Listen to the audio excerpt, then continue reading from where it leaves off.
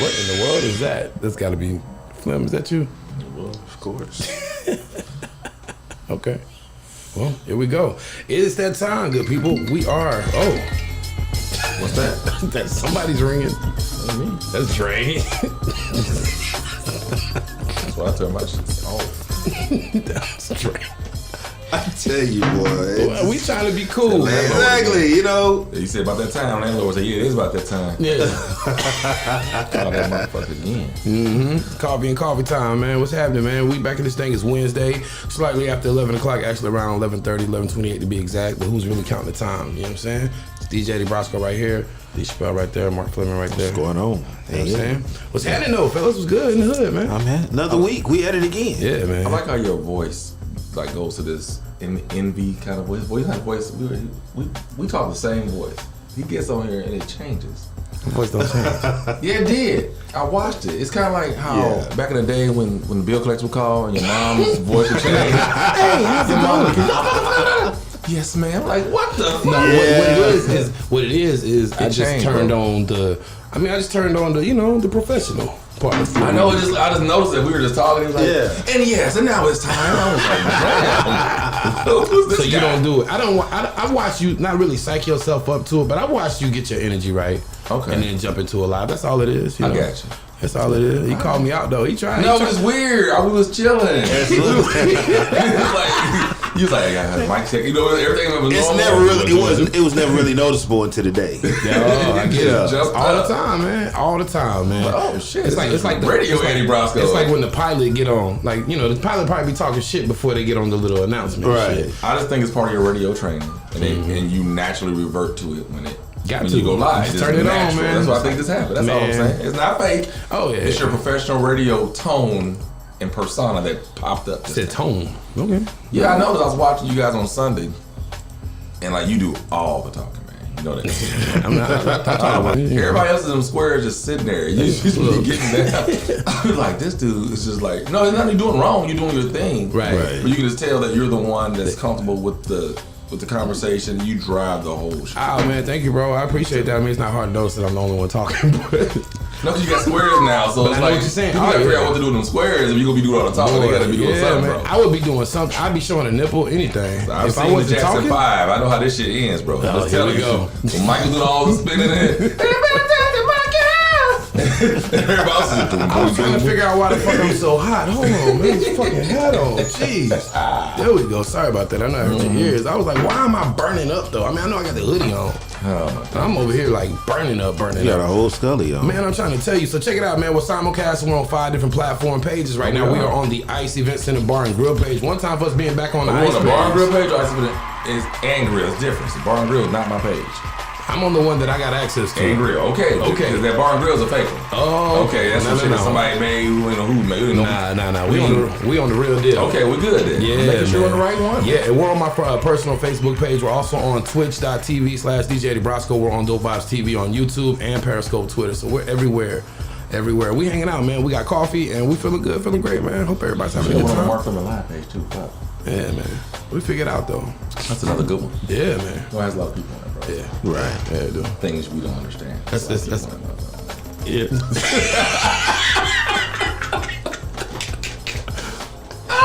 So what's going on in the news? Have you watched the news in the last 7 days? I really kind of haven't watched a whole lot of it. What's going on in the world, man? I heard Jeezy got put in a full Nelson or some shit. What? He's too rich to be touched. I'm trying to tell you. It was a conversation I was having with somebody's bodyguard didn't do their job. No, it was like what it wasn't like somebody ran up on him. It was like one of the homies came through like on some big homie, little homie shit. But still, even that, I'm too old for that, right? You're too old, too rich. By now, once you get to a certain bag level and a certain level of accomplishments, you got to know who your friends are. Like your real friends. You know what I'm saying? Seriously. True indeed, I agree. And by now, he's probably close to my age. I mean, damn, bro, you don't know who your friends are? Man. I have nobody around me that will put hands on me. Seriously. Like, put you in a full Nelson, though, at that. Nah, man. What is Donnell? Donnell's what, 6'8"? About 6'3". He's up there. Yeah. So he tall enough to do it. He just come up behind you. Mark, what's going on, motherfucker? But everybody know I don't do all that touchy, play. They know that's not the way to fool with me. Yeah, they know. I said don't put hands on. They know. They know. The last person that touched me was Jeff Lowe.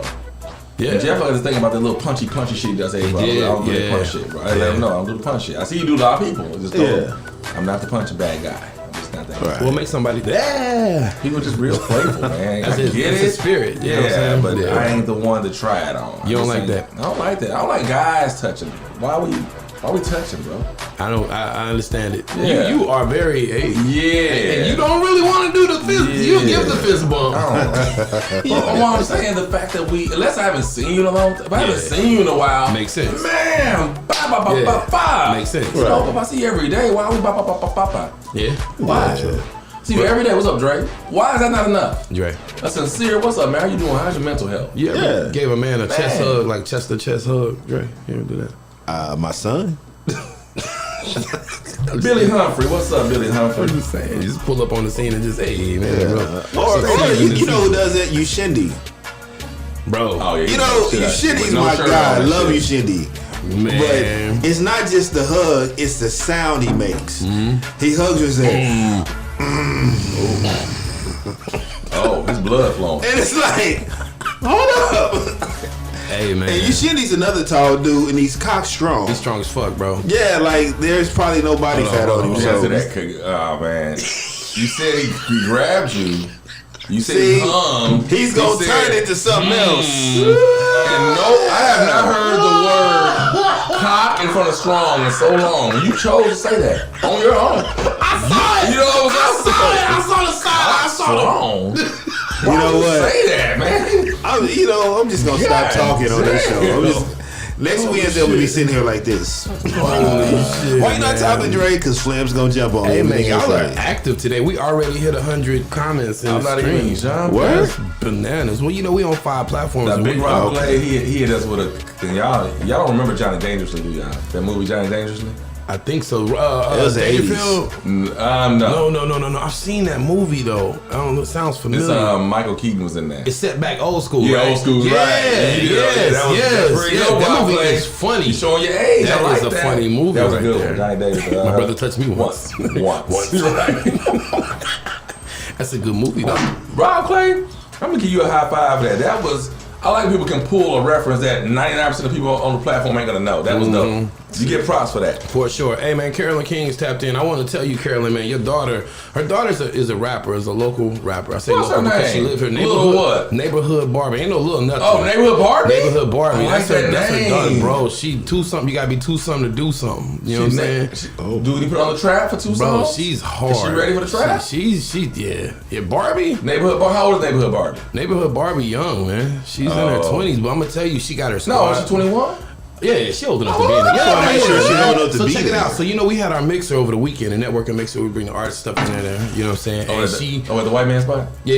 Okay, he's cool. Yeah. Go ahead. I mean, we I know that. we doing our thing. So the thing about it is our artist couldn't make it. We had an artist coming from Dallas, couldn't make it. So you know, of course, we got all the other artists that are from Oklahoma City and Right. you know surrounding areas there. So what we did was we let them pass. We passed the aux cord around.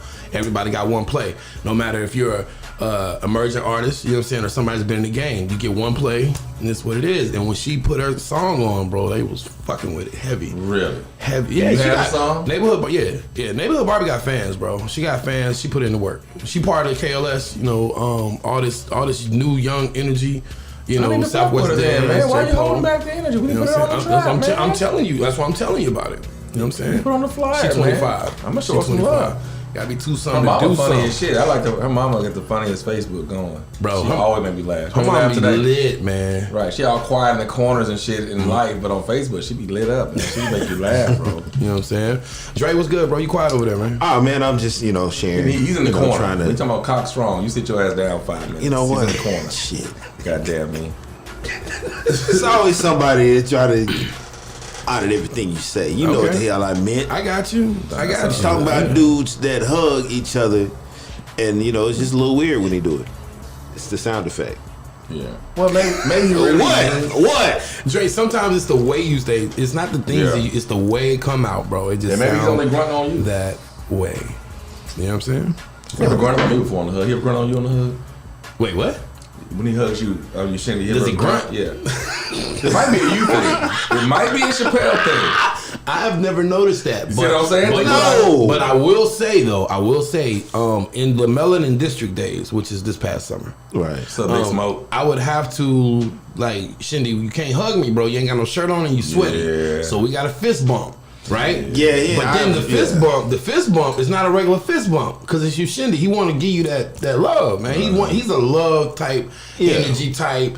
I can whoop your ass, but I'm not gonna do that because I love you, brother. Type of dude, right? Yeah, right. So when he give you a fist bump, it's like a 30-second fist bump, and really he just pushing. Put the pressure on you. And you better push some pressure back. That's just one of them. Man, maybe you don't fuck with me like that. I ain't never got all this aggressiveness. You know what I'm saying? But it's not. It's like that. It's that. Probably because I be resisting. Though. You're very. Right. Yeah. I'm gonna tell you what it is. When Yeah. you Shindy, he probably knows that about you just because your right. energy Keep tells me him like, comfortable, yo, don't do that with him. It's not gonna end well. Right. You know what I'm saying? I saw you, Shindy, fold somebody backwards once at Lexus. Remember that? It was a fight about to happen on the stage. You, Shindy, got up there to help diffuse the situation. That's when I said, oh, he is one of those very strong. See how that works? Right. Very strong brothers. Looks like he did some martial arts in his day or some shit. He probably did. Some I remember the time somebody broke into his crib while he was there and the son was there. You remember that shit? And he went live. He You went remember that live. shit? Yeah. Hey, he couldn't. I was worried about him that day. I'm gonna kill you right now. Fuck up. Say it. One time for you, Shindy, though, man. I am a king. I'm a king, son. Man. That was good. Shout out to Barry Russell, man. He got the 6th annual, was it toy and bike drive he's doing for the kids? Barry Russell make you want to smoke a cigar. You should smoke a cigar. I'm never gonna smoke a cigar. Cigars are cool, bro. I'm never gonna put a tobacco stick in my mouth. Right. Smoke some cannabis. Dr. Francis Cress Wessling, the late, on the ISIS paper, has a very good theory on why you black men put these cigar shafts in your mouth. You gotta look Holy it up. shit. She came up with it. Oh, she did. Huh? She said the world has a global fixation with the black male shaft. From buildings to cigars to she has this whole theory. You can look it up. Wow. And she said a lot of that oral fixation that y'all have with them cigars. I'm not a cigar smoker, but thanks to that, I will not become one. You ought to read sometime. I don't make this shit up. Oh, wow. You can Google this See. shit. Y'all want to get quick to the point. Dr. Francis Cress Wessling. She can read my mug. And so, exactly. She said, y'all got this oral fixation. If she thinks that's me, in the most Yeah. respectful way. Hush that up. Ain't nobody trying to hit none of that, man, at all, man. But it is what it is. I mean, she's smart. I mean, everybody done it. It's controversial, but that's just what her thing is. And I'm quite sure she got some points that make sense. That's the thing about arguments like that is that she said how the people who created them, why they created them was a fixation. When I saying the black man, y'all came on down the line, but I'm saying the people who created it, they had this thing, like even in slavery, they always cut off the penis. They had this fixation about black male genitalia. Because that's where they believe that's where our strength comes from. They don't know it's in here and in here, fool. You can come on, man. Like I was watching an interview with the minister Farrakhan, and he was talking about his post-operation physicality, basically that he pretty much don't have no parts. You know what I'm saying? It was either that or die. You know what I'm saying? And this man still got all this heart, all this brain power. You know what I'm saying? Right. It's it's like a sad truth that the world is really fixated on that. That's the same. I mean, we talk about why we can't go into white establishments sometimes, and if you just break it all the way down, it comes down to that. It comes down to you know what I'm saying? They don't want us piping their ladies. Right. Yeah. They don't want to come behind that. You know what I'm saying? My bad. They don't though. Yeah. Just one of them things. Shout out to Mac Henson tapped in. He funny for real. Where's Mac?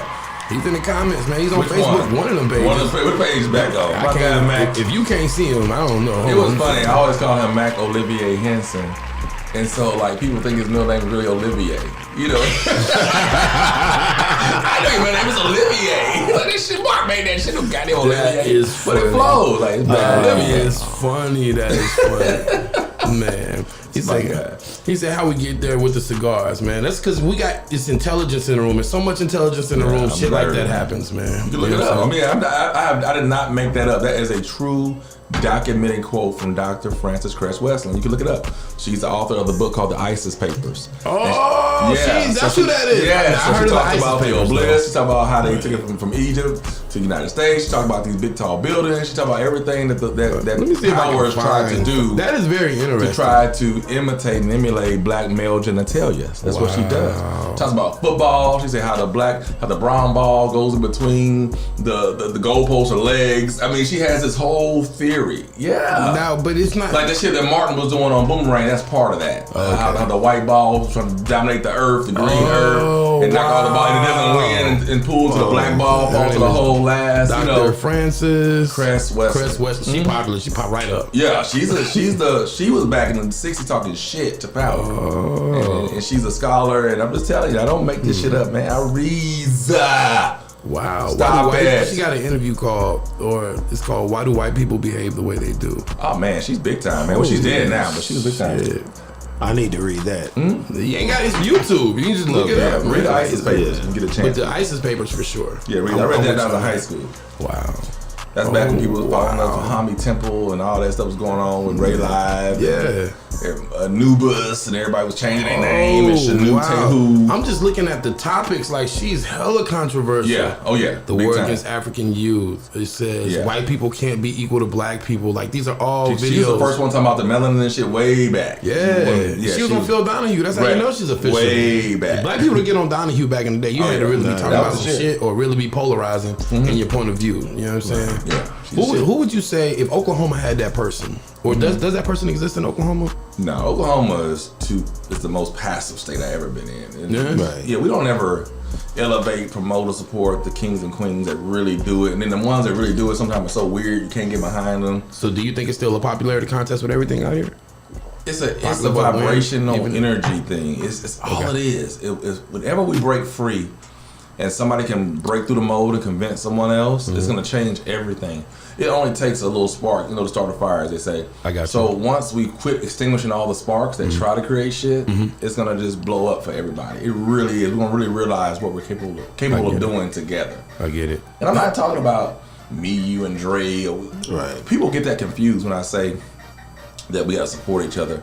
What I mean is that we have to just be intentional in just little small doses. That's all it takes. It's all very easy to do that too. A little bit. Yeah. It changes everything. Yeah. We all have influence within our own circles. We do. Some circles are bigger than others. I was watching a podcast the other day, and it just goes to show like everybody like I'm looking at it. It starts off really, really great, then it gets really, really bad really fast, right? But it still got 100 views. You know what I'm saying? There's still a network of people that watch that and are influenced by what they saw. And we never know who these motherfuckers are. Right. But it's a different social circle everywhere. You know what I'm saying? So the same thing goes to what he's talking about, man. Like people don't get it. And if you can get everybody to it's just like, what if every man you knew complimented somebody in the most respectful way, and everybody did that at noon every day, and it was just something that happened. You know what I'm saying? The vibration of the people would change. The attitude of the people would change over time. It would happen. I believe. Yeah, I'm looking at stuff too. What happens too, I think, I want to give a shout out to Latasha Jackson. She's saying, what's up? Very fly, very stylish. She said we don't collaborate, we compete. And it's very, I don't even think we compete. Like, we seek to destroy. We don't even want to compete. We just don't want to see it make it. Yeah. Right. So we don't really have a true passion to compete with it. I hear people say all the time, I'm going to go up against that. And as soon as the other things stop, you don't even continue it. That means you had no passion for it. You just didn't want to see the other person do it. Right. So let me ask you this. It's a different level of hate. Yeah. If you have an opinion on this, okay. Symphony Saints. Okay. Downtown. Okay. Both have black ownership. Right. How do you feel about that? Because they're homies. You know what I'm saying? So they. Do you think that at some point that could turn into a competition? I mean, it is competition. It's already competition. Business. It's already competition because you're downtown. But do you think it can be like an amicable thing? Like, you know what I'm saying? It won't work because the rent's too high. It's dog world. The rent's too high. If the rent downtown is so high, you don't have time to even consider what's going on across the street. Got you. You got to feed the machine. Right. Or you're going to both be devoured at the end of the day. And the problem is that the opportunities are so small that people can't say no to something that may even hurt someone else. Because I was thinking about that. People dream about those chances. Like, everybody has a dream. Right. And probably your dream doesn't align with who's across the street, although you don't hate that person, but you can't turn down the opportunity. So check it out. See what I'm saying? So I've received a couple of conversations, or I should say phone calls, regarding ownership. One was downtown, in that same spot the Symphony was at. I got a phone call say, "Hey man, got an opportunity. If you want in, you be part of a team of individuals, $5,000. You know what I'm saying? And that's all I can tell you for now. Reputable person, you know what I'm saying? Ended up not happening, but a month later, Wayne is in there. You know what I'm saying? Right. And it's like, okay, cool. I love it. I love it for him, right? So what if I was in the situation that Kilo was in? Hey, we got a situation. I know it's your homeboy, but you know what I'm saying? You ever thought about owning a club? But from what I've known about Kilo, so I've been knowing him since he's in college. That's his big dream of his. Yeah, that's what I'm saying. He always wanted to have that. So just a little bit I know about him from a distance, I don't think it's hard to say no to what you've always wanted to taste. You've been DJing these spots. You've been having ideas, you've been promoting, people not letting you in the spots. Right. So you finally get a chance to get your hand on the keys and do it the way you want to do it. And you got some financial backing with you. It's hard to say no. I get it. You have to try. You gotta try, man. And that's just a tragedy because our market and our resources are so small that somebody's gonna always get hurt and lose. Right. That's the problem. Yeah. And then you're in a market to where you're only fishing for the same fish because a lot of people don't go downtown. I mean, only a certain person goes downtown. Right. So you're never gonna attract the people who don't go downtown. You're only gonna get those people who go. So you just kind of fishing. And in the time we spent downtown, no one's loyal to downtown. Right. People hop from spot to spot to spot. It's almost New Orleans style where you just go from spot to spot to spot. I mean, but that's not even a bad thing. No. But it's just not really what our typical business model is set up for. Right. You know what I'm saying? Like, we're not really used to just letting people in free. No. Like, let you in free. Well, you know what I'm saying? And so I think downtown turns into a Walgreens CVS automatic. You got coupons. I gotta have coupons. Just I can't be buy 2 Cokes get 1 free over here. Right. And I'm regular price Cokes. I got it now because every move you make, I have to be ready for it because we're gonna be fighting for the same brown skin every time. Right. Every time. And only so much brown M&Ms, man, in the bag, bro. And I would love to see them. And I hope that we're wrong in the sense that they figured out something that nobody else could figure out. You go from 1 to 2, but this market and the history shows that. It's gonna be tough. You know what I'm saying? But it's tough on the east side. You know what I'm saying? I think the advantage that the venues have on the east side is that people that live on the east side typically don't like leaving the east side. Right. So that's like a built-in bong. My crowd stays here. They ain't got to get on the highway. But most of my clientele don't live on the east side. Yeah, that's crazy. Well, I mean, you're right, bro. You're right. His venue has a rapport. Like, they have a relationship with that spot. They have a relationship with the owner, so they're gonna keep coming back, regardless of what else pops up. Gotcha. I mean, there are people that, what you doing tonight? Oh, man, you know what I'm doing tonight. I'm going to Ice. Like, the people that go to Ice are going to keep going to Ice. Well, Ice is the only East Side experience that's smoke free. Number one. Yeah. Number one. Yeah. It's the only one. It's the only experience that's not a club by nature. So Can you it's really stop there different. for a second and define?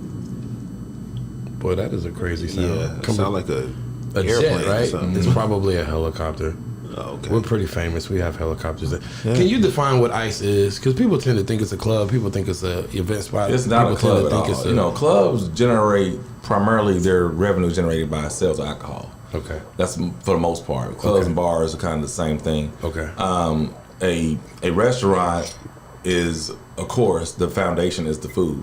And we sell more food more often than we do drinks. The bar ain't open right now, but the kitchen has opened at 10:30 this morning. Okay. Right. So there's no club or event space that has a kitchen that opened at 10:30 this morning. So we're a restaurant. Okay. We're a restaurant that happens to be focused on providing cultural events for black people in mind. Gotcha. The foundation of everything I do has a core within black culture, and I'm trying to enrich and elevate culture. That's all I'm trying to do in the space. Okay. And I understand the confusion because it didn't start off that way. Okay. Right. That's why I'm going to rebrand it, rename it, do everything to stop that. Right. Remodel it, everything, because sometimes you have to always start how you want to finish. And it's very difficult to rebrand mid-flow. We were able to do it, right? But there's still some confusion because we started off as like a late night club, right? That was the initial thought that what we could be, and what we used to rent the kitchen out. The kitchen was an afterthought, right? That's why the bar is so fucking big. It was really a focus on being the club. Wow. But that model of operation was not sustainable. That's why everybody who did that during that era, all the late night spots are all gone. We were the only ones who even lived through all that shit. Wow. Everybody died. Wow. You see what I'm saying? We got shot up multiple times. We're like Tupac. We got shot up a lot of times, but we lived. You know what I'm saying? But shot me, but you punks didn't finish. Yeah. Because what happened was we made it so big, and everybody started to water it down by copying right across the street. Elijah and them with the shit right across the street. We're gonna be the after hour. We're gonna be, it's like. We used to have an admission, and then when everybody has an admission, you have to be different. So let's cut the admission in half. Then they cut it in half. And like ICE has always been the place where people kind of just follow the models. Even now they follow the model. You see it. Right. Nobody had to follow the drinking history of the East Side. Right. It's a trappy hour. Right. Look it up, argue, it's documented. Stop it. So now everywhere you go, everybody drinks is $5 all of a sudden. Right. But I get it. That's CVS, Walgreens type shit. Right. I get it. But we're not the same. Like, you don't even have the ability to scale that because you don't have anything behind it to leverage off your losses. Right. So you're imitating something that you're not like, and that's why you suffer. Right. Because you don't even understand how it works. Right. You know what I'm saying? But I totally get that. There was truly a strategic plan as to how that's supposed to work and why. Right. And why that's why it does work. Still $5. You don't understand. For sure. Right. Yeah. But I get it, and on its head, the main thing is in black culture, a lot of us are first generation. A lot of us don't have marketing degrees. A lot of us don't have business degrees.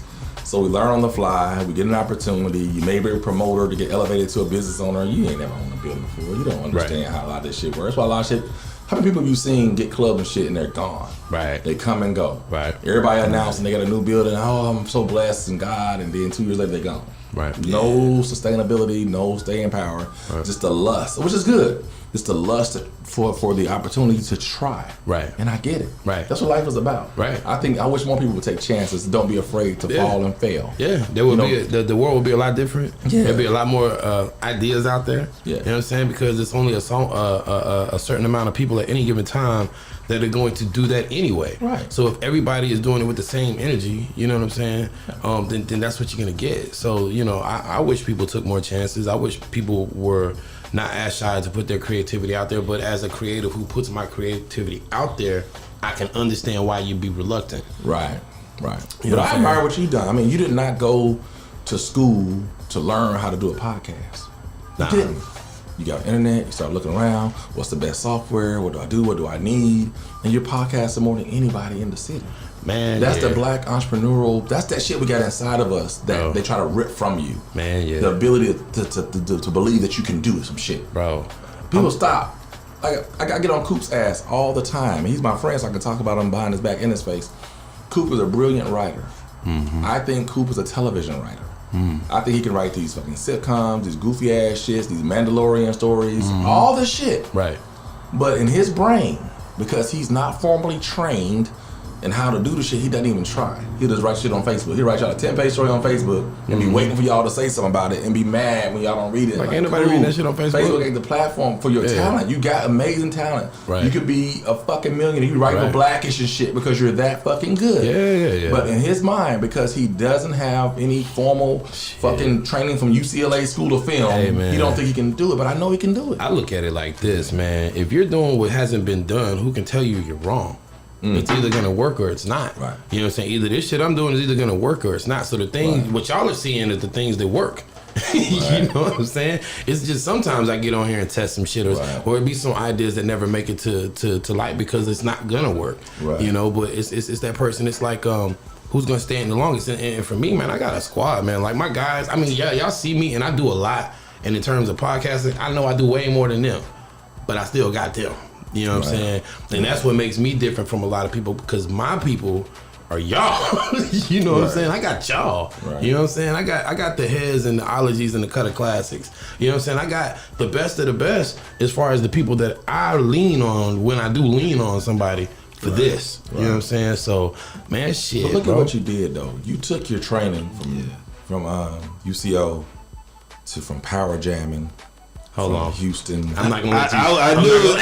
I was waiting. Look at the face. He's gonna find a way to say it. He could get an Oscar for that. He's like, what guys? What did I do? Going somewhere. Okay. Most people who had your opportunity, who are no longer on the air, I got you. They fucking stop and they're waiting for the phone to ring. They're waiting for somebody to say, you know what? I'm gonna let you back on. You know, you said I'm gonna take the tools and my experience. I'm gonna create for myself. I'm going to create a platform where I'm now on the air more than I was ever on the air. Mm-hmm. And I can do it for me. And I can make money for me. You seeing, you don't have to hold on to those same old doors that you used to walk through. You can build new ones for yourself. Yeah. And I admire that. Man, thank you, brother. More people should do that. Thank you so much, man. Thank you, man. It feels good to be able to wake up, man, and do it. You know, like, I tell people now, like what's happened over here was intentional. You know what I'm saying? Shout out to Sharina Perry, shout out to Marc Flemon when it comes to this mindset, specifically what I'm talking about.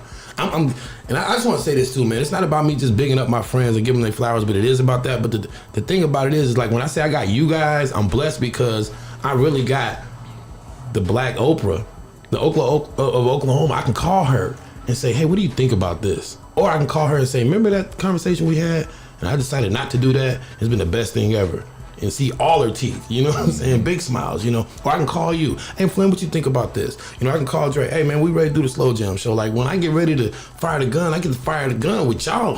You know what I'm saying? So the shit works, you know. And all that training that I got, you know, at the radio station at Power Jamming, because that's where it started. Right. You know what I'm saying? I started on an AM radio station with Chappel. Right. You know what I'm saying? And no matter how that turned out, now you go back, you realize you had to have that experience. Bro. To do what you're doing. So it's a blessing no matter what. Yeah, no doubt, bro. I still go to that radio station to this day, feeling nostalgic. Right. You know what I'm saying? Looking around the studio like, man, I put all this shit up on the walls. You know what I'm saying? Yeah. Like, and I think because I put that kind of equity into it, no matter what happens, I can still walk them halls with my chest out, my head up. Me and Mr. Perry, we straight. Me and Kevin, we straight. I'm straight with everybody in that building, even though I know that building's not for me. Right. You know what I'm saying? Because I'm doing this. Right. And I'm cool with this. Now I got folks calling me like, hey, man, I want to get on your podcast. Because I got, you know, we got Obamacare, by the way. If you need insurance, call 347-7272, and you can get insurance, like straight up and down. Shout out to the homie Terrence Bell and Shannon Morris. But I got people like that calling saying, hey, we got this for the people. Can we use your tools? That's purpose and work and alignment, and me knowing that and walking in that. So I know I'm straight. You know what I'm saying? I'm trying to figure out how to make this shit better so that it can be a better tool. Right. You know what I'm saying? Barry Russell's giving you a whole lot of conversation on the ice page. He said, Brasco, remember Gangsta Boo from the East Side? We had a segment people loved on the air. Hell yeah, I do. I fucking do. He said we've been down with you for years. He shared music with each other for years. And you a solid brother. Man, Barry Russell loves you, man. Let me tell y'all about Barry, man. Let me tell y'all about Barry, man. Y'all see him doing them cigars now. But Barry's a DJ. Really? Yeah, Barry's a motherfucking DJ. And he can go. Yeah. What? Now, Barry, hey Barry, I want you to come and do a set at Trappy, one of these Trappies. Like he go in. Really? He go in, man. I said your face is crazy. He do because the thing about it, man, is I know how this market is when it comes to DJs, and we don't let people in for whatever reason. Right. The DJs do, but the people don't. Right. You know what I'm saying? If y'all really want to know why the party scene is what it is because y'all don't give DJs a chance. We were just talking about that earlier. Huh? We were just having that conversation earlier. You know what I'm saying? Like y'all gotta give, like some of these DJs ain't good. You know what I'm saying? But they ain't gonna know they ain't good if you don't tell them. I will not tell a nigga he good. Excuse me. I will not tell him he good if he ain't. Right. You know, I won't say nothing, and that's your no. That's how you feel. Hey man, I'm learning, man. I be thinking y'all like the superheroes of the party. We give motherfuckers a little time at the trap, they be getting nervous as hell. Ah, man. I be thinking like, I want to have fucking building so much. I don't like to say shit. You know, for me, I go out there with an achy breaky heart. I don't give a fuck what y'all say. I don't care. But y'all, people we let, y'all be getting really nervous, be breathing hard and shit. Hey, man, I'm going to tell you something, though, man. It's like Eminem on 8 Mile. Y'all be like, man, I'm going up Mom Spaghetti. I'm going to tell you, I'm a veteran DJ, man. Been DJing 20 plus years. And I still get nervous at gigs. Exactly. Y'all the motherfuckers. Exactly. But I turned it into something. I got to get them first couple of scratches out, get them nerves out, and I'm straight after that. We got to understand, we get nervous. What's your biggest fear from the crowd? For them to... I'm asking. That's the what I'm trying bomb to in think front of the bomb in So what's front the of worst them. they're gonna do? Just look at you? I mean, they ain't gonna hit you or boo you. They'll boo you. They don't necessarily have to boo They gonna you. say, Mark, who's this motherfucker? They'll say that. Nah. They don't necessarily have to boo you, you're but not it's gonna just get that booed. turnaround that you always want to avoid. Oh boy, and they just When look you at do some shit wrong Yeah, and they look at you like this, like It's the look. That's what it is. that look right there. Man, I'm trying to tell you, nobody wants that. You can bomb as a DJ. Yeah, At Trap you can bomb. At Trap Era. Yes, that's the most especially friendliest, at Trap Yard. No, non-concerning- absolutely not. Really? I'm See, my gonna perspective is respectfully different. disagree Okay, with well, you. talk to me, man. You have to be on your shit, the DJ at Trap Yard. And you gotta think. See, Tasha this said is it. Tasha Jackson said it. We just Latasha leave the said dance it. floor. exactly. Hey, let me I mean, you tell gotta something, think. man. You've created an experience. So everybody's on the floor. They clear out on you. Yeah. Man, that is, hey, bro. And they don't just clear the floor, but they clear the floor and look at you as they're walking off. Like this shit right here, like Hey, like the last hour of sweat don't matter. They gonna clear the floor. Yeah. And they will do that to any DJ. One song they don't care. One song and it's One wow. song. Now they'll come back. Okay. But it feels so bad. Dog. Like how you laughing and shit because this shit is funny. Yeah. It's funny than a motherfucker, man. But I'm gonna tell you what's even worse. Okay. Is if they never get on the floor at all. The whole time That you up, shit- and then when somebody else come up and they come back. As guys, my witness, as David 3. He gave me a shot. He gave me a shot, and I wasn't ready for the room. You know what I'm saying? I wasn't ready for the room, and they never got on the dance floor. House of Style. It was at the Omniplex. It was nice. They did it up. I bombed. Like 1942.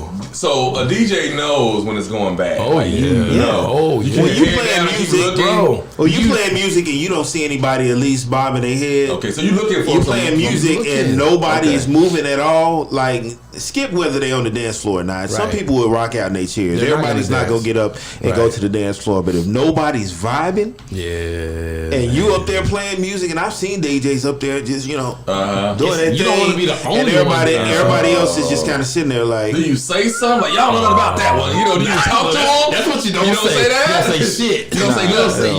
You just announce them drinks and you hope that you find To the that- bartenders. Yeah. Yeah. That's it. Because see, here's the thing, and this I can tell you this, man, as an entertainer. You know, I'm a DJ, but once I started looking at myself as an entertainer, I started talking. Because I mean, you know, I'm formerly, you know, I do the radio thing, so I can talk. But when I'm DJing, I really don't want to talk. You know what I'm saying? I just want to do that all day, and I'm good because I can do that in every How do song. they know it's you though? Don't you hit the DJ Eddie Brasco button every once in a while or I something? mean, I'll hit the drops. I'll Okay. do it with the Yeah. drops Drop, and the okay. record. Yes, the drop. Thank you. I'll do it with those. But as far as me just, you know, playing music and talking, I don't really particularly enjoy that a whole lot. Tasha Jackson said Brasco played what he wanted to hear. Yeah, I do. Uh-oh. but here's the thing. I do play what I want to hear, and what I want to hear is the songs that people typically vibe to. You know what I'm saying? And that's why I take requests, because I don't know them all. You know what I'm saying? I don't, but I do. I play for the people. You know what I'm saying? But it'd be some shit. If I'm gonna play songs for y'all, it's gonna be some shit that I like. And you know what I'm saying? DJ Red says, absolutely. When you a DJ there and somebody come up to you and say you need to be DJing. Yeah. That happens too. All the time. Chappelle, go get him. They ever tell you that? Oh. Chappelle, go get your boy. Anybody ever say that to you? Not while he was DJing, but other people like, yeah. Why does everybody think they can DJ? Because What is that? When I started the verses, I don't care who is up there. It's Right. always some people in the crowd saying what y'all should be playing. What is that? Because when you see us doing it, I mean, we've been doing this for a while, so we make it look easy because we enjoy it. This is what we do, so we look natural doing it. So if I see you doing something that you look natural doing it, you know, I'll be thinking like, you know what, I can do that. Everybody's got an opinion. Like that's the same reason why you do things that you do, and everybody come behind you and try to do it, and it fails. Because you look natural doing it because that's your calling, that's your purpose, that's what you do. But that's not for everybody. Kenyatta said Dre is the nicest DJ I know.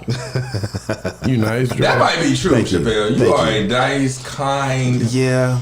You Yeah. might be DJ Nice Dre. You nice as No, I shit, used bro. to be DJ Nice Dre. You changed? I When did you change? When did you switch over? 3 weeks ago when I was sitting up here with y'all and I had to flip out. Oh yeah. Y'all don't understand. Like y'all probably think I'm lying, but like I pay attention to everything that you ever say to me. Yeah. Okay. Like you said shit to me like a year ago that I still remember. But you know, like literally the change is happening now. Okay. Like I'm going through a transitional period to where I'm finding out who I am, what I'll accept and what I won't accept. Okay. Now I'm at a point to where back in the day, somebody come at me with something, I'd be like, I don't like it, but yeah, okay. Now I'm kind of more apt to say, fuck that. Damn, you said yeah. I mean, I'm getting there, and it's weird for me because I'm 45.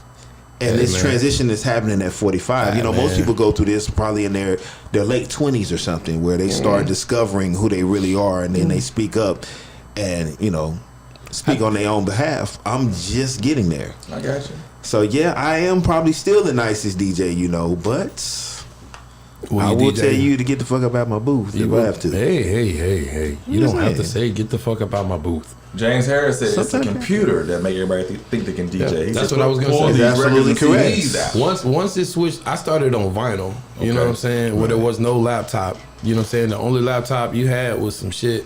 You know, you definitely didn't use it for music. You know what I mean? Right. And once that Serato came into play, and people were able to take those MP3s that they had, right? And just get, you know, like what is it, virtual DJ, like software that allows you to DJ. Once that thing happened, that's when everybody thought they could do it, because some people were able to do it. You know, some people were never going to be able to be in a room with turntables. It just never was going to happen for them. They never knew anybody with turntables, and they didn't like it enough to go buy them. You know what I'm saying? Like from my perspective, because when I was DJing with just the vinyl, everybody couldn't do it. Not at all. But you know what I'm saying? I still say this, and you know, some people will say I'm wrong. If you can't DJ, you can't DJ. Yeah, I don't care if you the computer made it look easier, the computer made it look easier for everybody to do it. But you can have I've seen people with computers that are whack. Yeah, I'm gonna be honest. When I first got my computer, I still wasn't all the way there. I started on vinyl also, and that was the hardest shit that I ever had to do. Then I went to the CDJs. I was still, you know, kind of. Then I got the computer, thinking that okay, this computer's gonna make me better. Nah, not at all. And I was still. So it wasn't until I learned to DJ, I actually learned the craft, that things got good for me. I mean, think about it. See, you bring out people who never come on. Brian Blair Smith says change and transformation can happen at any age. Cheers on your chapter next, sir. Thank you. And I've known Ryan for a long time. They used to be my bowling buddy. Oh. Yeah, we used to. No, I just said, there's a bunch of us that used to go bowling. Right. Oh, they were at Heritage. Yeah. She can bowl. Yeah, Ryan can bowl. I can't see this. No, Ryan, you better tell him. I don't see it. Ryan can bowl. Prancy. Wow. I can't. Is she a pink bowling ball and shit? Hey, nah, I don't think she had a pink bowling ball. She rolled with two arms like this. But I tell you what, she ain't speaking on arms. You know the smile that she have all the time. She would bowl with that same smile on her face. That's bananas. She be going down there. I don't see it. Yeah, okay, I see that smile. Yeah, there's no way. Yeah, nah, Ryan, let me ask you this question, ball and shit. Yeah. Khalil wants to know, why do so many people crowd the DJ booth? Mark, why do you think people crowd the DJ booth? That's where the energy's coming from. Yeah. Right. That's the sunshine in the room. Everybody way closer to the light. That's where it's coming from. Tell y'all the DJ's controlling the atmosphere. I mean, that's the reason why people come in the DJ booth. They might ask you for something. You be like, yeah, I get that on. But then they sit there. And they look around, they survey the room, they look at what you're doing. What I'm gonna need y'all to and stop you looking doing. like, yeah, I'm gonna play it. You know.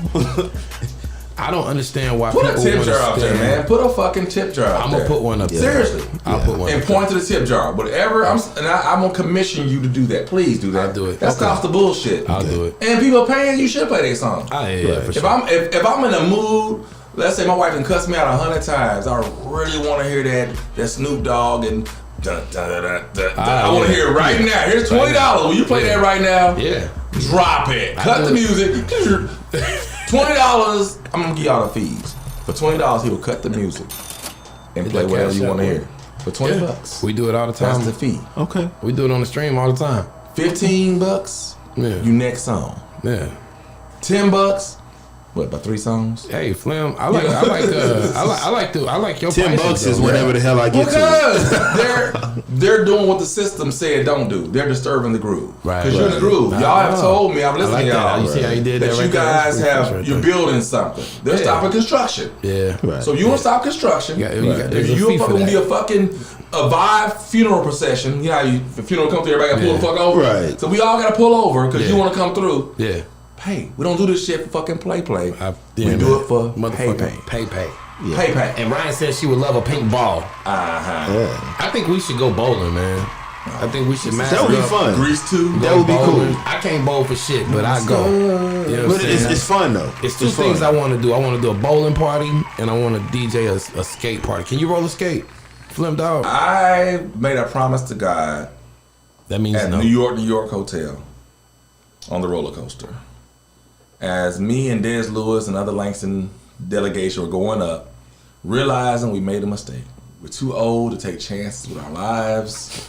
I said, God, if you please allow me to live through this experience, I promise you I'm through. Now, how does that translate to roller skating? Mm-hmm. I have not skated in quite a long time. I don't think my ankles are any more built for that. I'm about to say. I am not taking any chances of falling. I'm 46. Me falling on my ass, I tell y'all, falling after 40 is a life experience. It is. The I want to pain roller is- skate so So I'm bad. walking around bro. holding my back. What's wrong? I was skating the Brasco and them too. I want to Fuck skate that. so bad. They Ain't be doing it. so cool, but I know if I fall, it's gonna be like, yo, It's gonna hurt, bro. It's gonna hurt. I gotta get the helmet, the elbows, I gotta go out You there. gotta do all that. Sit down. Nah, Let hell your no, kids man. do it. Hell no, man. Hell no, man. I'm gonna do it, man. I'm Thank you, gonna learn how Tasha to do Jackson. it. She said, "I want you, Martin, all my bowling tag." I'm 46, I'm but I just know saying, who I am. I ain't never broke nothing. I'm bro. yoga Put a age. finger in the- I'm You ain't never yoga broke no age. bones. So you a It's namaste, yoga you time. namaste. It's namaste, Namaste, baby. whatever. Namaste. Oh, wow, bro. I'm yoga. Now, Kalia, she's young. Invite me. She'll go.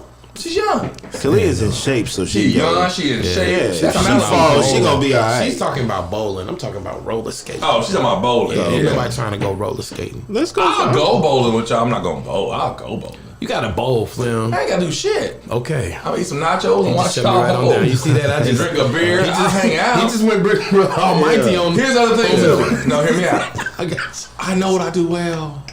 Right. You know what I'm saying? There's motherfuckers out there, the Breads and KOs and Craigs. Can we say who can't come bowling? Who can? KO can't come. Right. That He the motherfucker king. can bowl. He the king. Oh, he's one of Yeah, them. he can bowl. Like he's a ringer. I put it to you this way. Yeah, His he score can't don't come. count. He can come, but the score don't count. Yeah, you one of them. I think his score don't count. Nah, fuck that. Tasha Jackson You said can't she'll come. bowl. Okay, you know what you need to do? Okay. Coming to you soon. The Cool Table Yes, presents sir. Yes. Like how you the did that. bowling album. Yes. All you motherfuckers talking shit. Ryan the Blair Flair.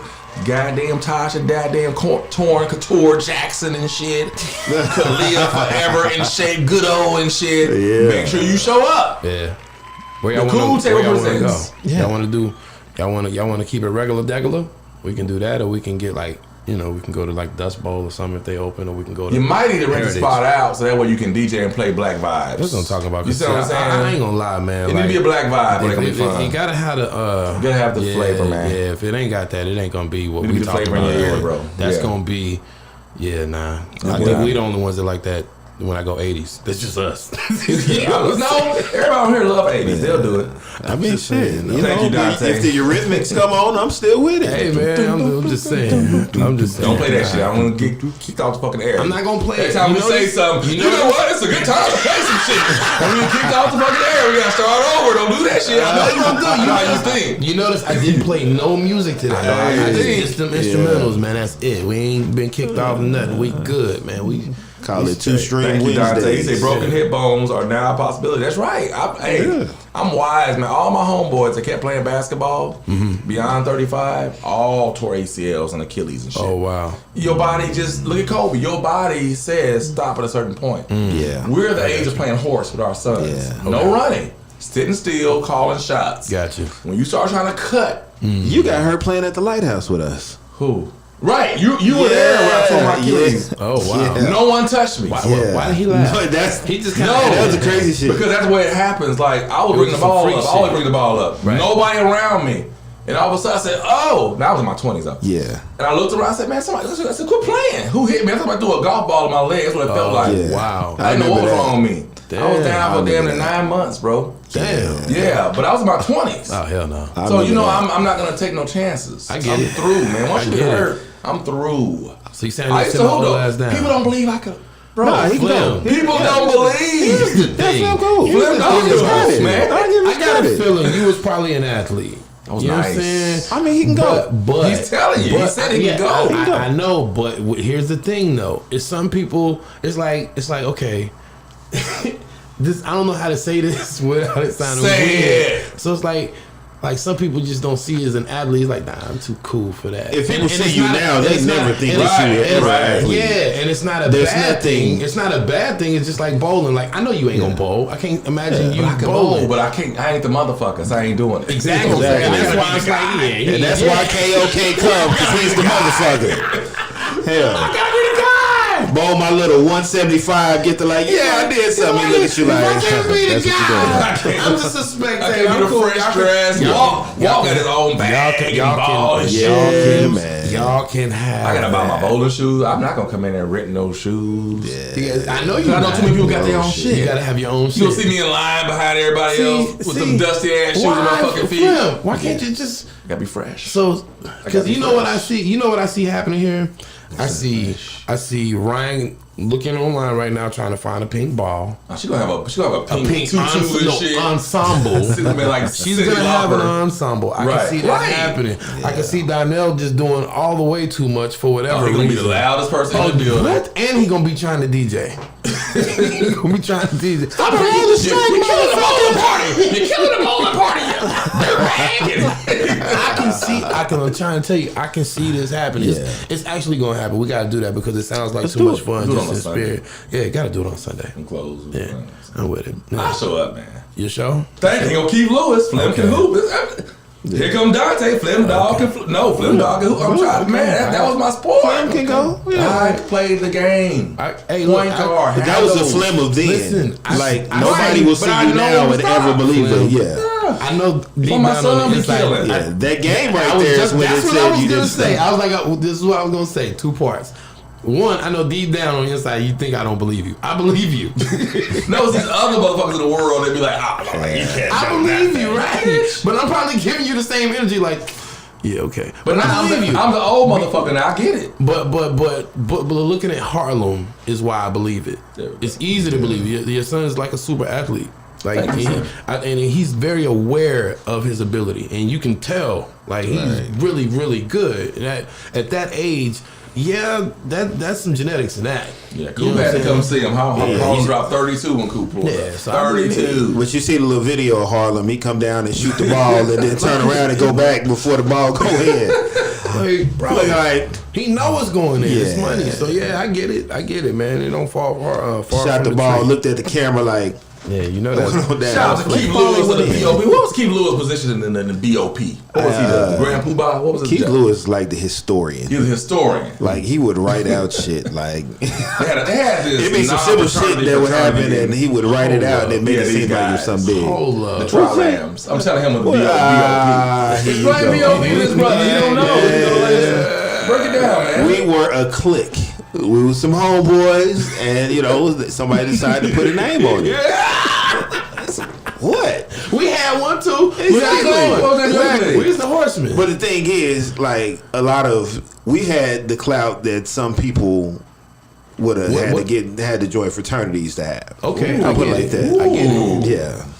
So we what was had- the horseman? we had that type of That clout. was just our crew. That was crew. me. That was Joe. That was Eric. That was Isaiah.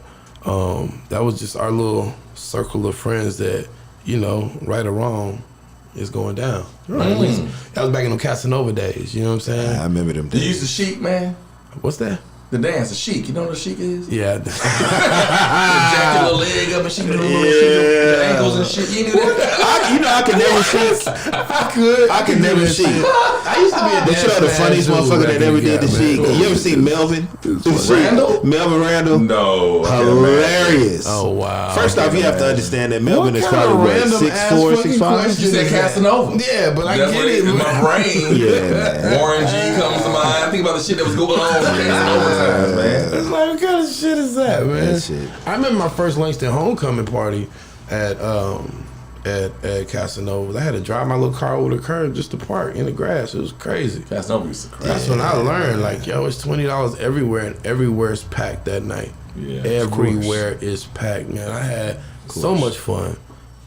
Was $20 a lot of money to get in somewhere? I don't think $20 is Oklahoma. a lot of money. I For spent Oklahoma, $20. it's something, yeah. I never understood what was the fuss about 10 and 20. Because, well, I mean, I had a job before I moved into the dorms. I had a job up here. Still a lot of money to get in somewhere, but if you don't sell the experience, I'm not giving you my $20 because I mean that's back then. Right. It was like when I was a college student, but I would still pay it. Like it's just $20. Speaking of Oklahoma club life back in the day, the only thing I didn't like about Oklahoma club life was I've always been flim dog, which means I pay. Mm-hmm. You know, they never understood. You don't treat the payers like the regular motherfuckers. Right. Oklahoma will have you in line. I don't wait no motherfucking line, man. Why they do that? I don't know why they didn't understand. If even I got some shit, if I had a concert and I see certain motherfuckers that do certain things, hey man, come to the side. You know what I'm saying? I'm not gonna have you.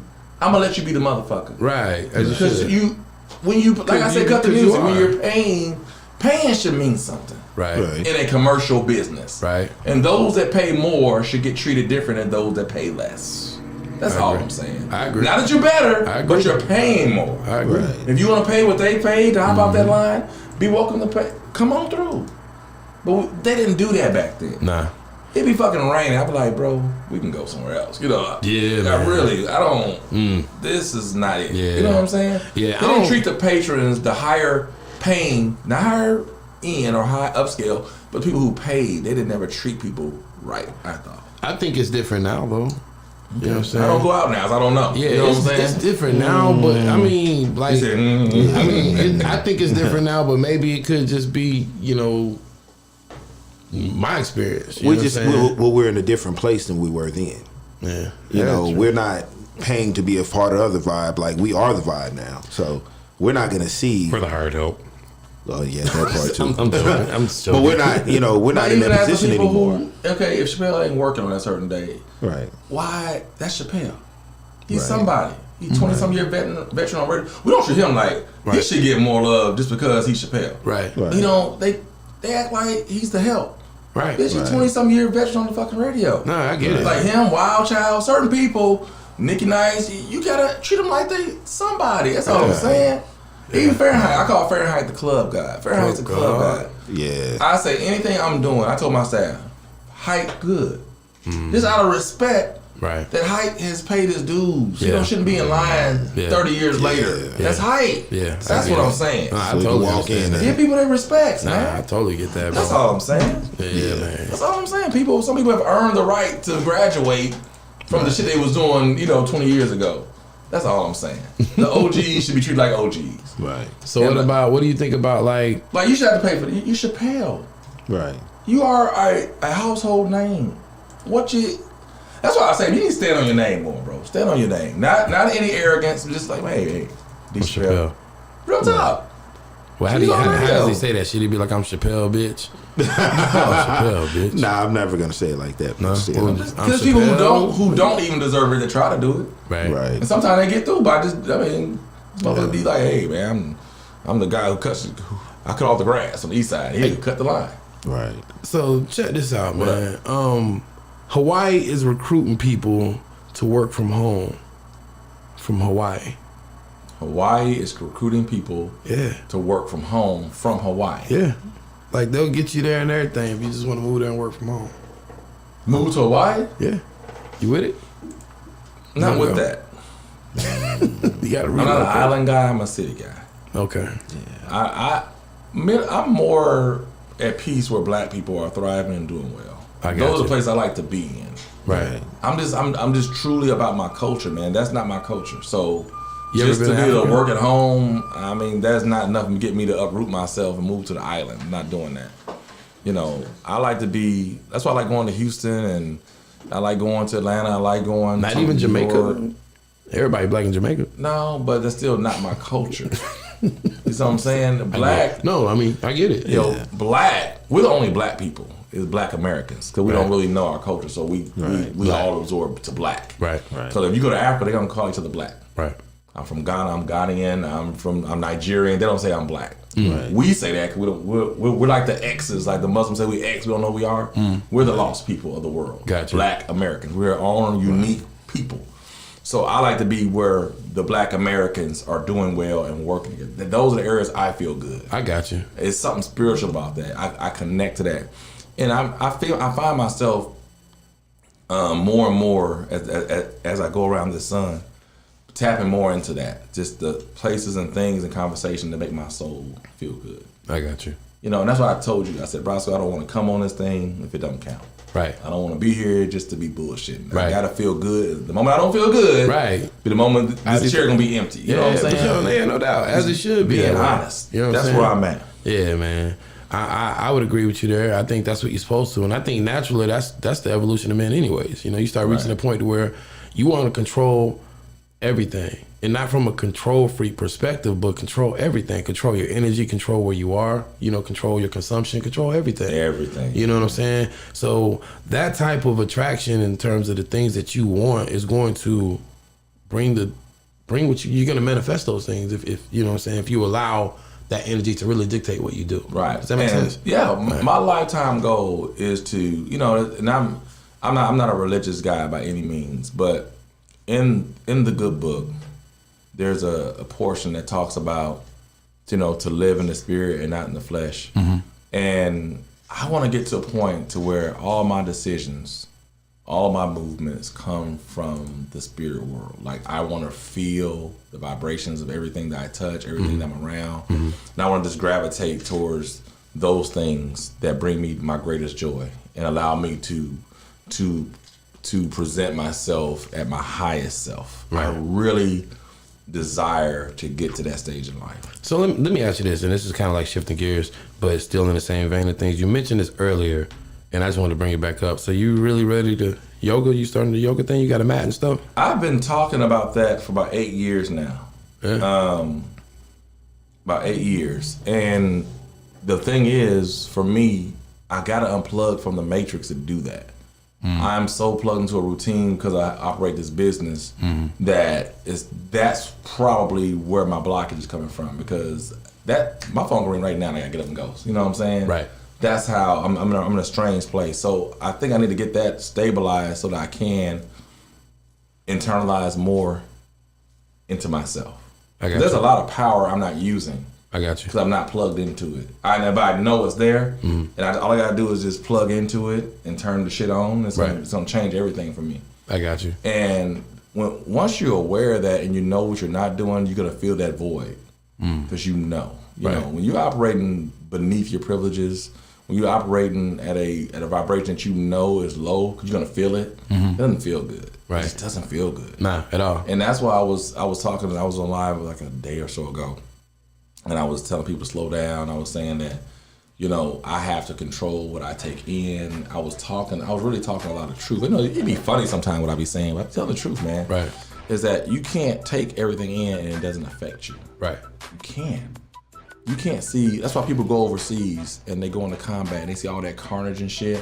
And they have that PTSD. You can't see all of that and just go back to work and go to your family and be normal. It's still there. Right. Yeah. So even with social media, I have to control who I follow, what comes up, because I can't unread it once I read it. I can't unsee it once it comes in. It's in there. There's a lot of stuff a lot of people I don't follow because of what they post. And that's the danger of this. Like if you just casually just browsing shit, you're not protected. You're hurting yourself.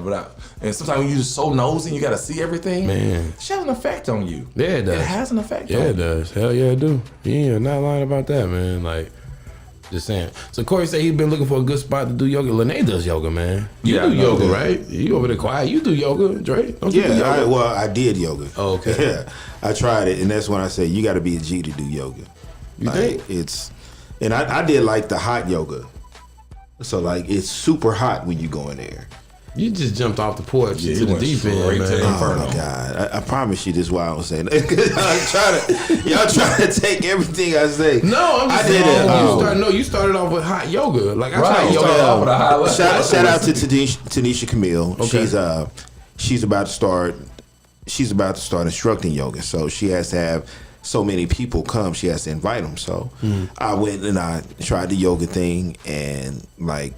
It wasn't 2 minutes in, like I'm drenched. Oh, it's tough. Yeah, like I'm saying, you got to be a G to do yoga, and I'm seeing people in there. They jumping in all the little poses and stick stuff on your head, and I'm just kind of like, huh? Because when you think of yoga, the average person they think of yoga, be like, oh yeah, that's some punk shit. It's easy. It's nothing. Nah. But until you get in there and you try to do it, did you fart? I didn't. Are you supposed to? No, but people do. But like, did I almost? Man, like, see? I ain't gonna lie. I had to get up out of the poses once and go to the bathroom. But damn, it made you shit. Nah, it didn't make me shit. But like the poses I didn't think he was gonna go that deep, man. You gotta think there are things that you're doing in there that your body is not used to doing. Yeah, right. So it's one of them things to where.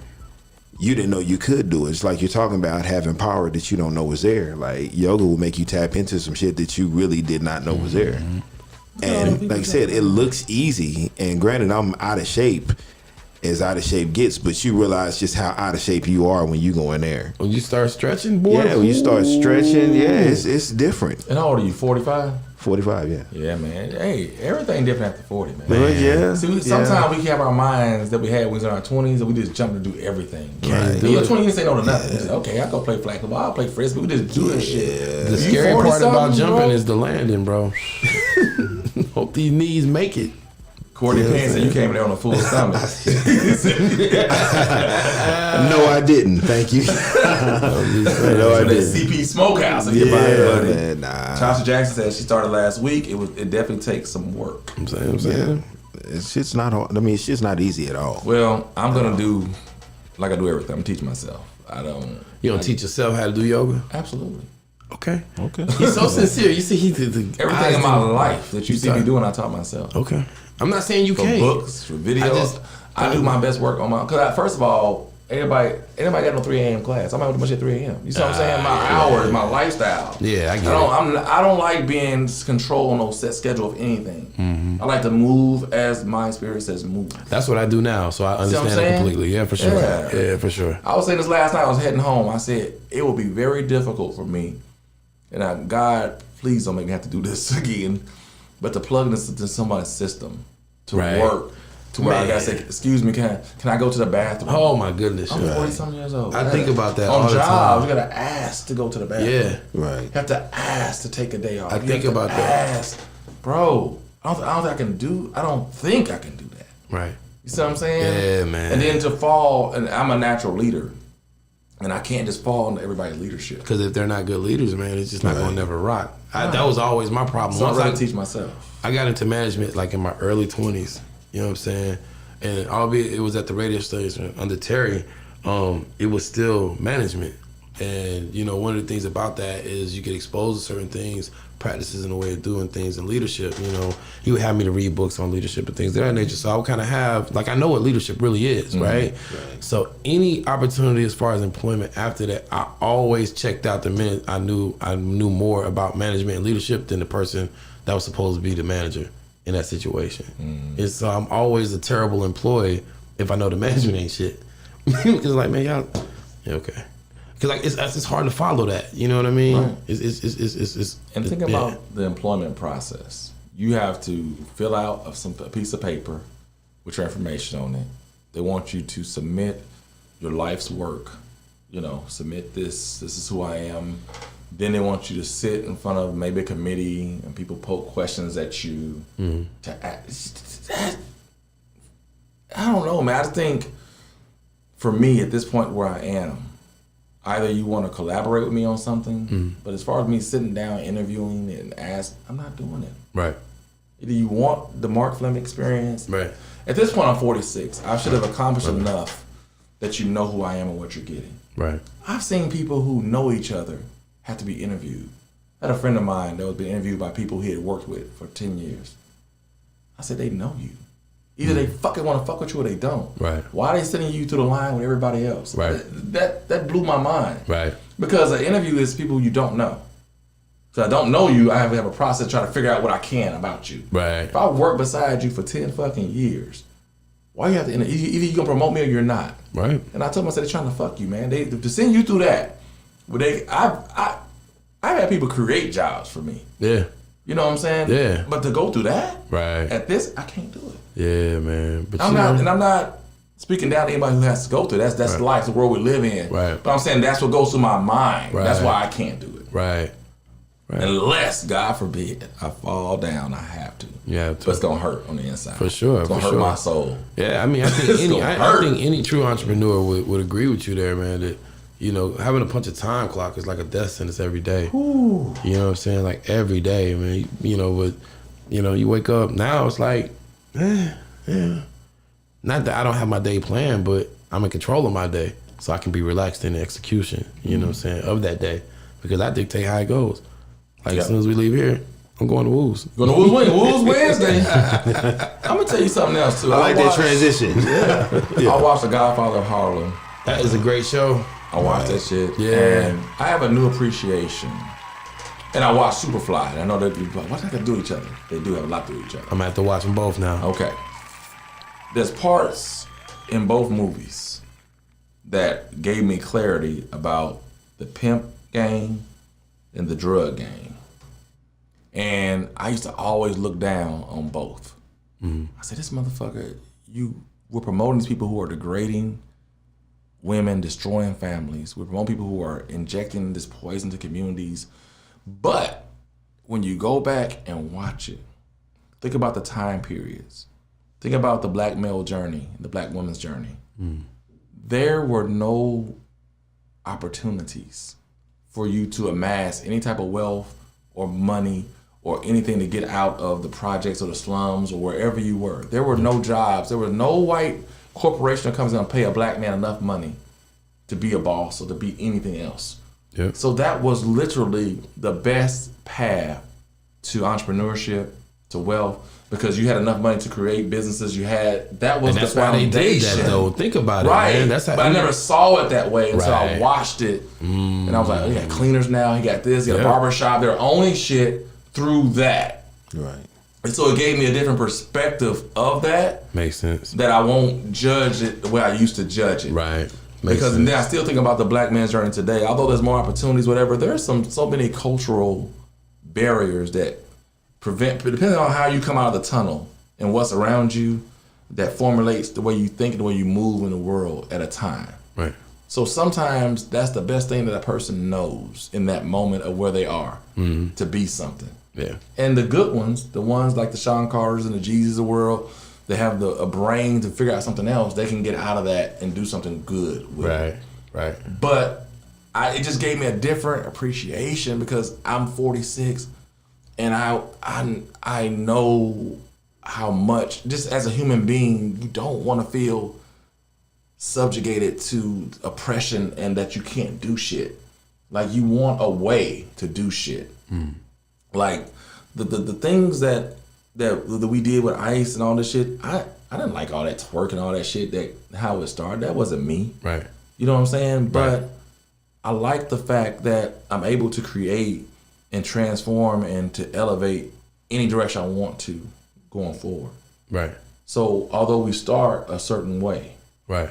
doesn't mean anybody should stay the same. We should always grow and elevate and create something different For sure. from that. For sure. What if this thing that we're doing right now, it won't be for me because it's not my platform, but what if it's for you? Right. Become some national thing. Right. To where you're like hotboxing with like Tyson, or you're like expeditiously. What if it does that from this room? Right. What if it's just a part of the toddler stage for something that's going to be huge for you? But all of that could be nothing more than a platform for you to be the next Sean John. Right. We don't know. Right. You see what I'm saying? Right. Oh yeah, for sure. But thank God for humble beginnings and weird starts is what I'm saying. Oh yeah, for sure. So I'm careful now that I don't judge people on how they begin. Right. Because I see now that it could end up being something totally different. Man. And the lessons that we had to learn in the incubator was so necessary. Man, I agree. Boom. I agree. Well said, brother. Wise words. Well said. What do you do after that? Walter Miller, my best friend, not your best friend. What's up, Walter Miller? Shit. I don't know where that came. I just had to get that out sometime. Nah, man. On Thinking for about real. shit, man. Nah, because at the end of the day, bro, like, I mean, every man wants his work to mean something. You know what I'm saying? You want to leave your stamp, and this is a step on the ladder. You know what I'm saying? This is a step in the journey. You don't know which way it's gonna go. You know, I just learned to follow it. You know what I'm saying? Follow that dictates me doing this shit. I'm sure you do the same thing, Dre. I'm sure you do the same thing. You know what I'm saying? It's just the way that it goes. I'm just blessed to have good people around and blessed to be aware. You know, sometimes you don't even know. And one of the things that kept me being aware, I don't know if I said that right, is the conversation you and I had when the COVID first happened. We first started really just jumping into this thing. I mean, I was doing my thing, but then you jumped in and, you know, we started working together a lot. And it's when After Dark happened, you know what I'm saying? And After Dark was what it was. And we were present in that. That's why I was kind of like, I learned to be present in moments like that because of moments like that. You know what I'm saying? You calling me and us having a conversation about, hey, is this really happening? Yeah, this is really happening, bro. This is real deal. This is what it feels like. You know what I'm saying? Now I can feel it again. And I can recognize it, and I can see it in other people. You know what I'm saying? So it's like I was having a conversation with the homie Derek Smith yesterday, and we were talking about Black Achievement Fund stuff, and we was talking like business and where we see things going. And one of my friends is coming down. You know Ramal from Tulsa? Yeah. He's coming down with a group of kids that he mentors, right? And on this trip, he wants to bring them to some of the staples in Oklahoma City. He wants to bring them the ice, you know, wants to bring them to Castle Road to the chop shop. And he mentioned he wanted to bring them here. And I'm like, you want to bring them here? Yeah. He's like, yeah. He's like, because that matters too. They need to see all of it. They need to see it at this stage. They need to see it at that stage because of where it could go. You know what I'm saying? And, you know, he's mentoring kids in media. So it, of course, lines up with what he's talking about, you know. And for me, I ain't gonna lie, it's mind blowing. You know what I'm saying? That somebody wants to bring a group of kids that he's mentoring to something that, you know, I created. It came out of here, you know what I'm saying? Right. Just, you know what I'm saying? Right. Now it's a stop on the tour. You feel what I'm saying? It's like, damn, yo, that's bananas. But that could be anybody. You know, and I think for black people, channel that spirit, man, that says you don't want to hear nobody's voice but your own. You know what I'm saying? That thing that makes you just not want to do right at the job. It's not that you're a bad employee. It's that the job is probably not for you. There's probably something else you're supposed to be doing. And that's really your work. And you'll find your purpose in that. You know what I'm saying? But what you're doing, you know, the reason why you don't never get along at the job is because you ain't supposed to be there. I had to realize that about myself. Like, I'm smart enough to do the work. I'm smart enough to get the job. But there's something about this that I just don't want to make it to the other side. It's like, you know, when I was working for AT&T, within 6 months, I was interviewing for management, and that's unheard of in that company. Right. You know what I'm saying? And it was just like, you're probably a long shot for the job, but we already see that in you, and we want to go ahead and get that started. And this is in Houston, you know what I'm saying? And I'm bugging out, like, damn, you know, that's from, you know, going from, you know, 35, 40,000 to like 70,000, just because I know how to talk to people. You know what I'm saying? And fortunately for me, it didn't work out because I would have never been here. I wouldn't be doing this shit because it really wasn't about the money for me. Right. But I was realizing it was about me finding purpose in the work, and I hated the work. You know, the coolest thing about the job was telling somebody they couldn't afford that shit because I knew that was the real thing they needed to hear. Didn't do good for my paycheck, but it's like, yo, you can't even. You know what I'm saying? You trying to figure out how you gonna make it home. Like, don't do that to yourself type shit. You feel me? There's another lesson I can say, as Oprah would say, things I know for sure. Things I know for sure is the ultimate betrayals in your life, the ultimate adversaries that you have in the workplace or just in your environment. Like, the things that don't make any sense. When I've been fucked in so many ways, and I'll be like, damn, why would that person fuck me? I've been so good to that and I realize now that I'm older, and I realize, like, some of that stuff is divinely ordered. Like, you wouldn't move otherwise unless that betrayal happened. You'd have stayed put. But a certain weird left field betrayal had to happen in order for this next chapter to be written for you. Yeah, man. So just take it in with awareness of, okay, this time for me to pivot or shift. Something is, even this person just a vessel. It's a flesh vessel being used to do you a certain way. It has to happen. That's a hard thing to realize without taking it personal, without me trying to hate you. That's why I'm saying I want to just live in the spirit, but I've been hating you for what you've done to me. Right. Realizing if he had not done that, wouldn't be where you are. Some of my greatest creations of life came from me being fucked or let down in a situation. Yeah. And I had to get in the lab quick. Yeah. And prove a point to myself. Right. You know what I'm saying? Did it really fuck me or did it just really promote me to another level of life? It was just a part of the journey. And when you realize that, you don't have to take shit personal no more. Yeah. Right. You know, like, you know what? You showed me something which you're capable of. Yes, it set me back a little bit, but it really pushed me forward too at the same time. And I appreciate that. Like that's what this tattoo is about, bro. This big ass checkerboard that y'all think, you know, that's my marathon flag, my peaks and valleys right here. That's what it's about. You know what I'm saying? Because life for me changed, you know what I'm saying? And a point where I didn't think it was, well, actually, you know, my life has always been this constant thing of evolution and change. You know what I'm saying? Just from being a military kid, you indirectly are going to have to be a person that is always evolving and changing, and assimilation has to be a word that you understand. You know what I'm saying? So it's like, for me, I totally understand that because every victory, big victory that I've had came out of some kind of loss. You know what I'm saying? And I can probably look back at my whole life and see that. You know what I'm saying? So I know what you're saying is true. You know what I'm saying? And it didn't become a thing that I understood and accepted until later. So because other than that, it's just always painful and da-da-da. Why does this happen to me? And you know what I'm saying? But once you realize that, hey man, this shit, if this person didn't fuck me over here, I would have never known I could do it on my own. Right. You know what I'm saying? Oh, I would have always stayed at that job. I would have never, you know what I'm saying? Like, it used to bother me that I didn't get hired back at the radio station. Right. Bothered me to the core of me. It's like, man, I know I'm good. And I know that station need me. Let's just be real. Like, any radio station needs somebody like me. That's what I believe, right? So why wouldn't the station that says, hey, we're family, we're cool, hire me back? Because it's not for me. No matter how good you think it's supposed to be, it's not for me. I wouldn't be doing this. I guarantee I wouldn't be doing this. Not at all. You know what I'm saying? So it's just like, you know, I done been passed stuff for jobs that I know I'm overqualified for. Just shit that, you know, you just know it's like, man, that ain't, you know. You ain't get mad no more. I don't get mad anymore about shit. I just accept it and move, pivot, shift, go a different direction. And that's it too. I think once you take the ego out of it, a lot of that, you're free from the pain. It takes a the lot emotion of times out. it's the ego that's hurt. You see what I'm saying? Feel his big hurt. Yeah. Boy. You can take your ego out of it, which Wayne Dyer says ego stands for edging God out. You can take that out of it and just be present and just try to figure out, okay, what's in this for me? What is this? What's the lesson in this? You know, I don't care if it's fucking cancer. Right. What did cancer come to teach me? Because it teaches a lot. Probably gratitude for health, gratitude for life, gratitude for friends, you know, things that you take for granted every damn day. Of course. You know? And if you can just find, you know, some type of respite in that, you're going to feel better. At the end of the day, you're going to feel better. Yeah, bro. I really believe that. Yeah. I agree with you there. Trey, what you think?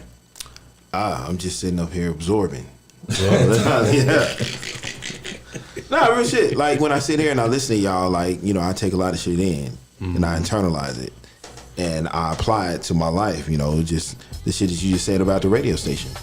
Oh yeah, man. Like, you know, just going through that. Bro, I used to be in my feelings, man. Oh my God, I used to be in my feelings. Cause you know me and Terry, that's still my guy. Yeah. We talk all the time. It's like, yo, man, like, and then you get tired of people coming. I used to get tired of motherfuckers coming. Hey man, Brasco, you know they need you at the radio station. Why don't they got you at the station? And why ain't you at the radio station? Because that's what people know me from. Right. You know what I'm saying? Right. And me being a person that loves to broadcast and do what I'm doing right now, of course, that's where I wanted to be because nothing else felt like that until this. Gotcha. When this happened, man, fuck that. And there's no disrespect to that. Fuck that, man. I can, it's a situation where you feel like you can't say those words. You just say it's so much a part of who you are. Yeah. And I go through that because it's 23 years. Yeah, man. And so, I used to think that it wasn't though. When I left the radio station, you know what I'm saying?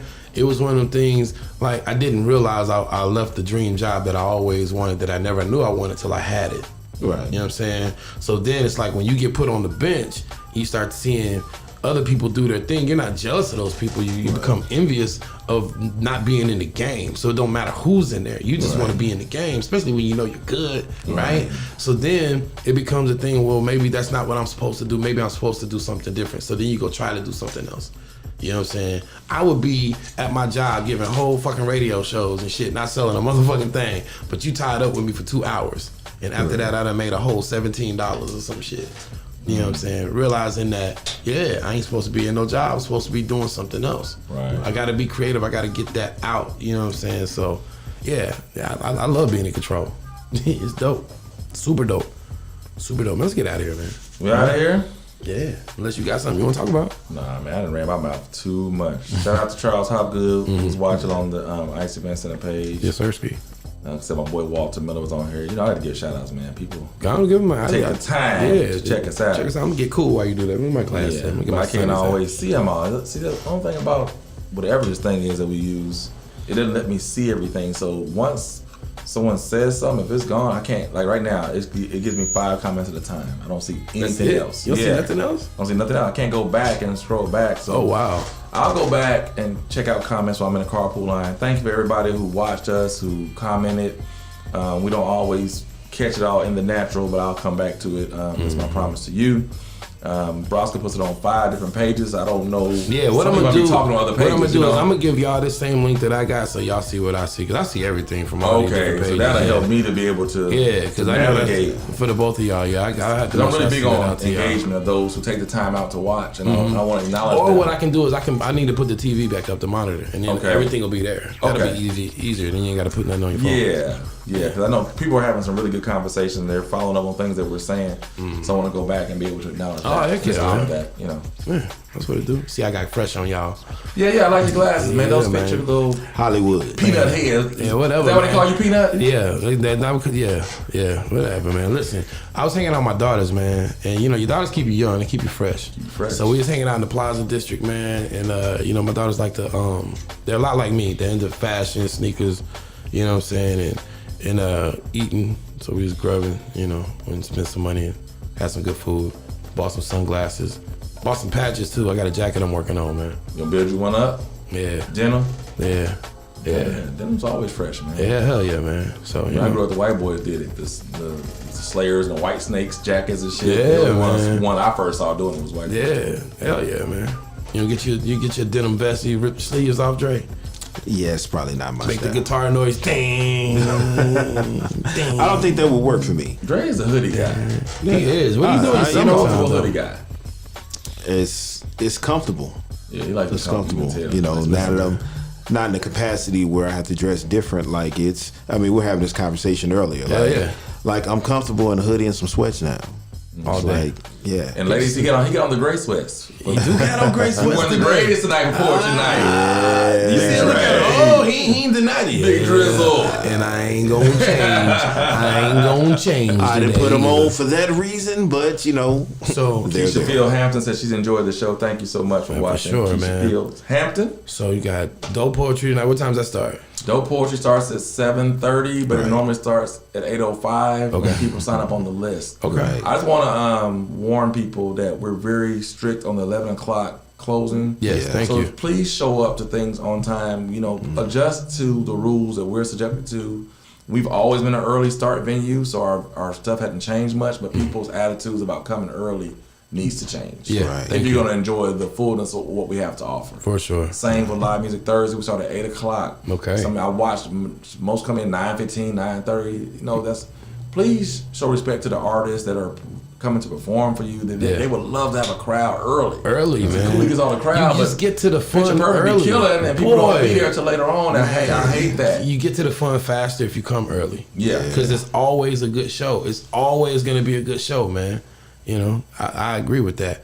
So Dope Poetry tonight. Tonight on the virtual space, man, is the Dope Vibes Only Smokers Lounge with me, General J. Paul, Shamika Tipton. We got guests tonight, Chef Slaughter. It's gonna come through. We gonna do that here? We're gonna do that where we do it at. I mean, you move around. I don't know. Oh no, we're gonna do that here. Okay, yeah, we're gonna do that here. Yeah, for sure. I understand your question. Yeah, but Smokers Lounge. Smokers Lounge. So y'all smoke cigars or just what? Nah, we definitely don't smoke cigars, but y'all we smoke do. that fire? We'll try Coffee. a couple of strains.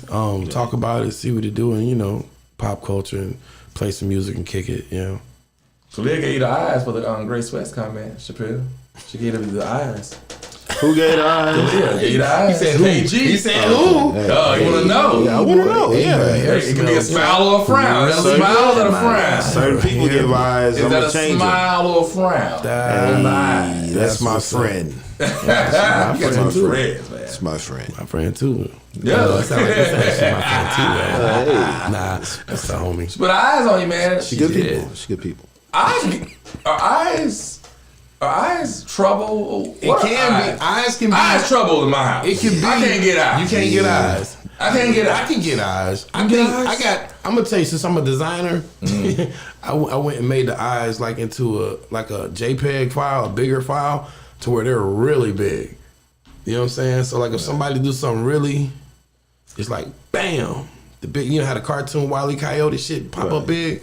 I got one of them I can put on your shit. But the eyes can be trouble. They can be trouble. Man. They can be trifling too, though. You can Emoji, be, you know what I'm saying? the crib, man. Just depends. I said don't say it. Play it time. Don't send me no emojis. Say what you want to say. Yeah, man. Don't put the eyes and shit on me. Yeah. Those are Dre gray sweat. Those are drizzle. And ladies, when he had on his gray sweats, he wants you to call him drizzle. Okay. Big drizzle. Drizzle. Big drizzle. I don't think I like that. Big drizzle.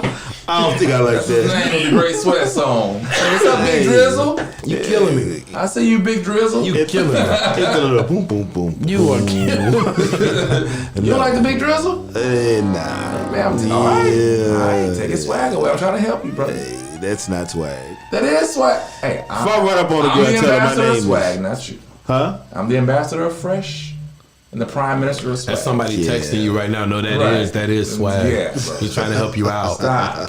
Listen to your bro, man. You say Mark- you listen to me. Mark tried to shit from you a year Mark ago. trying to get me out there and get me clown. No, I'm not. You know Yeah. what? No, You know I'm what? not. This is what I figured out about Flo. I thought alley-oops. You gotta really, if you know, then you'll know when he's shitting on you, because he'll shit on you now. Oh, in a heartbeat. But it's not all the time. He do give the flowers, but you gotta listen for the little shit. That's exactly. Literally. Exactly. Listen for. When Mark is giving flowers, you gotta stop and you gotta dial in and be like, okay. That's why. And you gotta catch his facial expressions too. When it comes to my eyes with the ladies, I'm always throwing alley-oops, no turnovers. Yeah, true Always. indeed. I felt like I was fresh, and I didn't feel like I was any less fresh when he said whole hookup, but it was just the whole. See, exactly. Hookup, man. There's always something that goes with it. If it's like, even But if that's it's- the new style. If it's That fresh, is the new style. If it's fresh, it's fresh. But if it's some shit that he's not gonna do, he gonna let you know in some kind of way. But I'm different. Would you let Harlem do the whole hookup? He does a whole He hookup. does. See what I'm saying? I mean, I think he does. Not really, but similar hookups, he does. But Harlem, I told y'all, my Harlem story, my boy Harlem, he's into That's Nike true. and shit. He's just he's casual. He ain't into being fresh. But he's It's fresh for him. My fucking spoiled ass wife bought him a chain, man, gold chain for basketball. Oh, yeah. Fucking, it was gleaming out. Yeah. His spoiled ass plays football and then loses the chain. But he was proud of that chain. But I give him credit. He likes to be fresh like that. He knows the only motherfucker with the chain. See, Now, but he don't understand how other kids be jealous of the chain. Right. Could find the chain, ain't gonna tell him it's gone, bro. Wow. It's not normal to be 9-year-old with no drip on your neck, bro. Yeah. now you got people calling me DJ Drizzle Draws. Jackson. See? On the other See? shit. Dre Drizzle. It doesn't even seem cool when I read it. DJ Drizzle Draws. And Khalid comes Dre Drizzle. First of all, I See? called you Dre Drizzle, man. Man. Drizzle Only when you got on your gray sweats. It's a persona. You got your sweats on. These motherfuckers Actually, again. it's like a light heather gray. Yeah. No, that's what it's called, you know. Okay, like that. Since I'm in the apparel world now. You don't like.